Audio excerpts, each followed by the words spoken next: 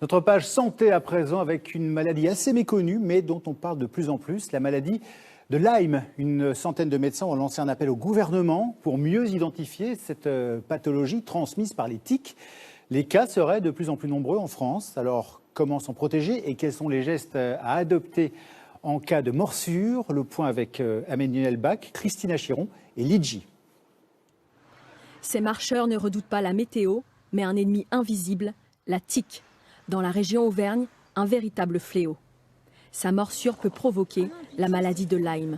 On se chausse bien, on s'équipe pour être sûr de suivant le temps et on a tout ce qu'il faut, casquette, pantalon et manteau. Après, j'ai pas forcément pensé à me faire piquer par une tique éventuellement, donc je m'équipe surtout par rapport à l'éventuelle météo, quoi.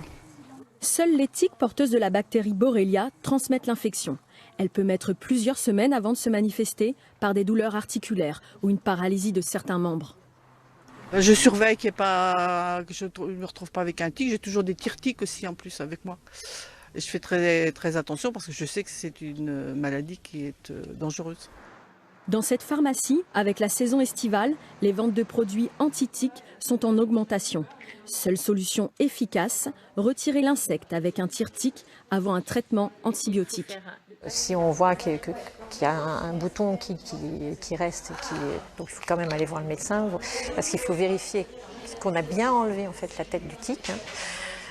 Après, dans les jours qui suivent, dans les 8-15 jours, voire un mois, en fait, on peut avoir une espèce de placard érythémateux, une grosse plaque rouge en fait, qui apparaît et qui remonte. Alors ça, c'est vraiment signé la maladie de Lyme. Il est aussi possible de réaliser un test sanguin, mais sa fiabilité est remise en cause par certains médecins. En France, 27 000 nouveaux malades sont diagnostiqués chaque année.